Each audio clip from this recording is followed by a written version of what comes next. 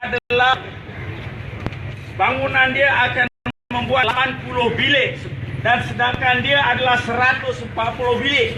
Maka satu kajian environmental impact assessment yang akan memerlukan bukan hanya keperluan lalu lintas, keperluan segalanya. Maka kajian ini pun tidak dijalankan. Adakah ini disengajakan bahawa jabatan, iaitu kita punya jawatan alam sekitar negeri, tidak dipanggil untuk bermesyuarat bersama? Kita pun dalam perkara ini dikatakan 140 bilik akan memerlukan 140 bilik akan memerlukan 140 peta untuk parking kereta.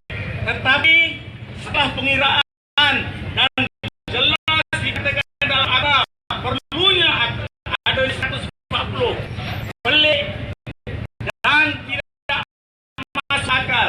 Bagaimana mungkin hanya 20 petak saja diadakan?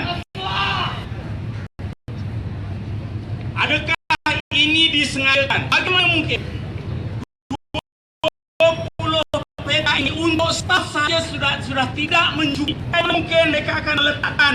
Bagaimana mungkin pada masa yang sama untuk hotel 140 bilik atau 100 bilik dan lebih, maka diperlukan ada 2 coach mana diperlukan untuk menurunkan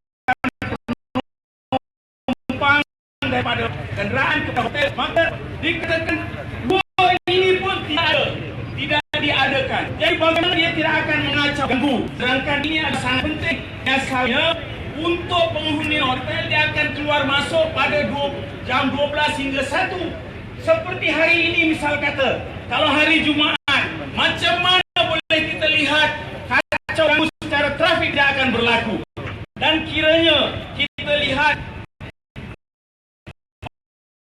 bahawa keluar masuk dalam hotel ada hanya 1. Bukan hanya 1, dia hanya ada 10 kaki saja. Kiranya ada apa-apa berlaku kecemasan berkaitan kebakaran atau apa perkara, bagaimana mungkin keluar masuk oleh dia akan dihadapi? Bukan satu nilai nyawa, kiranya ada satu kecederaan dan sebagainya. Lebih penting daripada nilai yang diambil oleh kerajaan atau masyarakat berat sebanyak 350,000. Adakah ini akan menyelesaikan masalah kita? Sedangkan 350,000 sepatutnya kerana pun perlu digunakan untuk memperbaiki, untuk menyelesaikan masalah yang sedia ada. Tetapi sebaliknya, apa yang akan diluruskan ialah sepatutnya membuat lunas-lunas pembangunan yang mampan, yang baik, yang akan memberi kelestarian kepada kita semua. Tetapi ini sebagai jika kita telah memenuhi, kita masuk 22 bantahan. Alhamdulillah, Tuan Yang Mulia, bagaimana penerangan diberi oleh pengurusi Profesor Dr. Kadir Adwar mengenai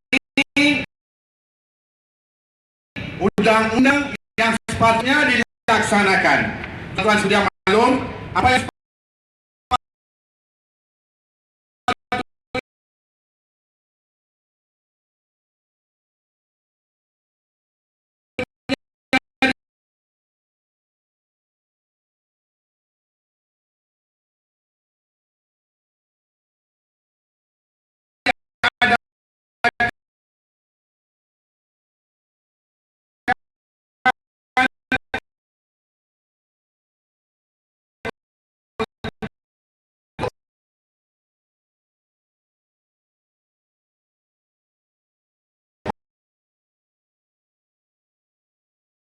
hotel budget apabila untuk mendirikan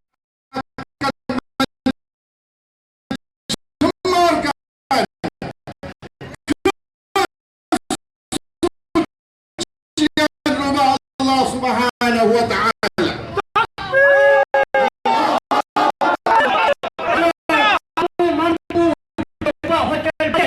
Kamu kena mampu parking sampai lagi. Jika kamu mampu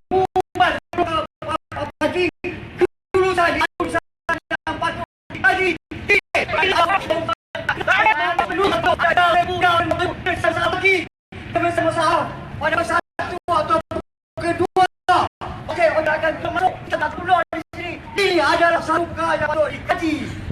Kalau kamu sanggup buat pakaian, kamu kena sanggup buat bagi.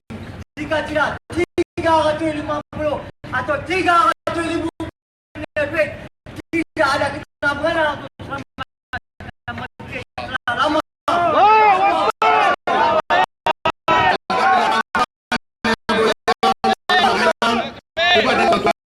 Apa penerangan? Masjid Bengali adalah kawasan yang unik. Masjid Bengali adalah masjid yang terbuang setelah Masjid Keling. Setelah Masjid Keling dan Masjid Melayu, ini adalah masjid yang paling tertua di rumah Allah Subhanahu Wa Taala, yang di Pulau Pinang.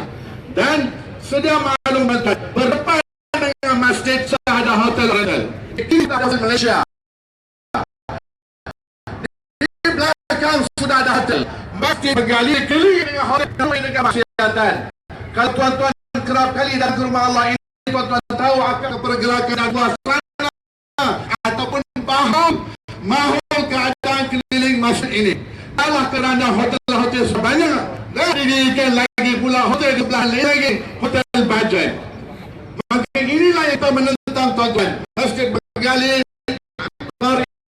Masjid Bengali menentang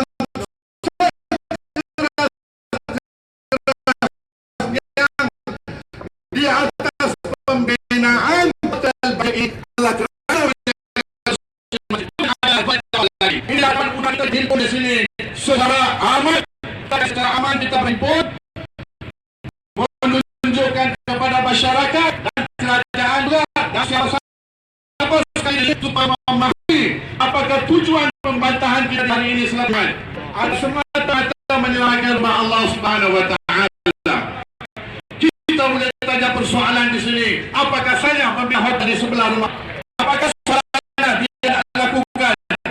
Tuan telah memahami apakah berlaku. Anak-anak kita datang kepada Allah. Atau terbiasa tuan ada keadaan yang ganti sini. Siapa yang tak datang dan tahu Tuhan malam macam mana?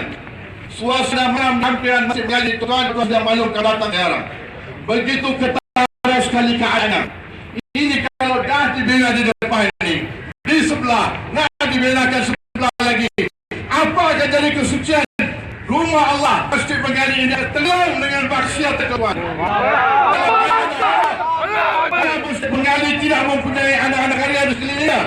Kalau masjid-masjid yang ada anak karya, alhamdulillah di kampung dan sebagainya. Apatah lagi benda yang utama ini Ghost Masjid Bengali tenggelami dengan kemaksiatan dan tidak ada anak karya. Bagaimana jemaah akan ulang alik dari kelas ini kembali? Bagaimana pancaran roh Allah Subhanahu Wa Taala wujudkan di sini?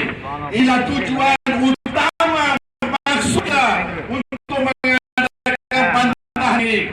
Dan bukan sahaja bantahan ini, kita akan melawan agama lagi.